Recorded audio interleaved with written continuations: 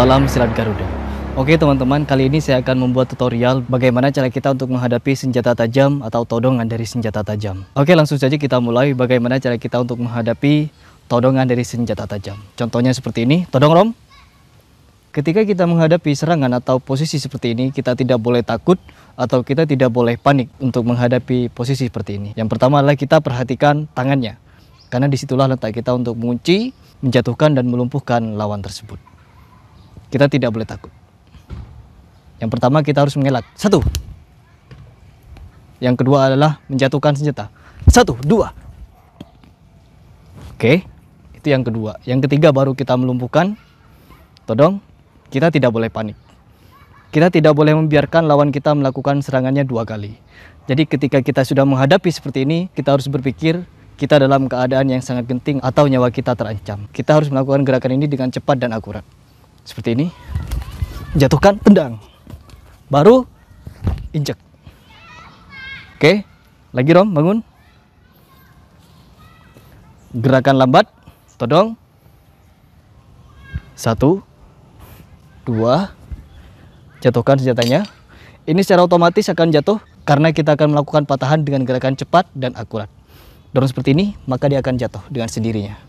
Setelah dia jatuh, tendang bagian ulu hatinya.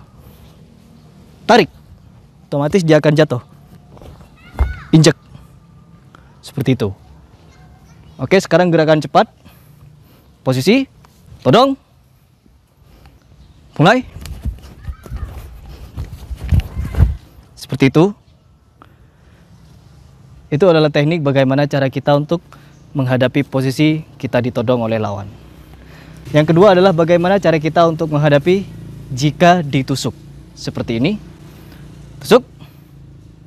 Nah, cara satu-satunya adalah karena kita ditusuk, maka kita harus mundur 1 langkah atau nyerong 1 langkah. Tapi di sini saya akan mengajarkan bagaimana posisi atau cara mengelak dengan cara mundur 1 langkah.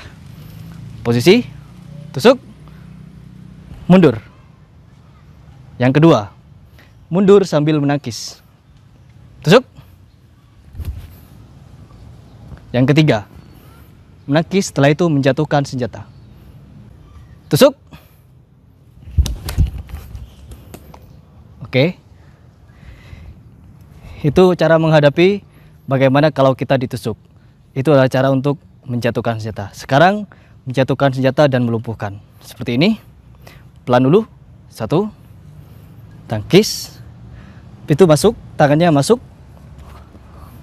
Jatuhkan.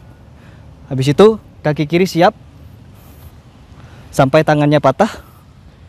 Setelah itu baru serang kaki.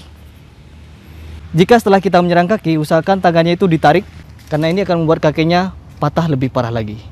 Oke, sekarang gerakan cepat. Persiapan. Tusuk. Seperti itu. Ini tidak ditarik karena ini cuma latihan. Jika beneran kita harus tarik. Tariknya ke sini. Setelah ini dorong, tarik, baru jatuhkan. Coba kita pelajari dengan gerakan lambat biar teman-teman bisa paham dan bisa mempelajari di rumah dengan partner atau teman kalian. Persiapan. Tusuk. 1, 2, 3. Jatuhkan. 4. Ambil stun. 5. Tangannya jangan lupa ditarik, ya. Setelah itu baru jatuhkan. Oke, sekarang yang ketiga, bagaimana cara kita untuk menghadapi sabetan. Contohnya sabetan seperti ini. Pasang, majuan dikit. Oke. Sabet. Ini adalah cara yang salah. Ini adalah cara yang salah bagaimana kita menghadapi sabetan dengan mundur. Itu adalah cara yang salah. Cara satu-satunya adalah jika kita menghadapi sabetan atau posisi orang yang ingin menyerang, yaitu dengan seperti ini. Persiapan. Sabet. Nah, kita harus lari menyamping dengan posisi tangan di atas kepala, fungsinya untuk menangkis serangan lawan, yaitu ke arah tangan dia. Karena jika kita mundur, otomatis tangan kita yang kena.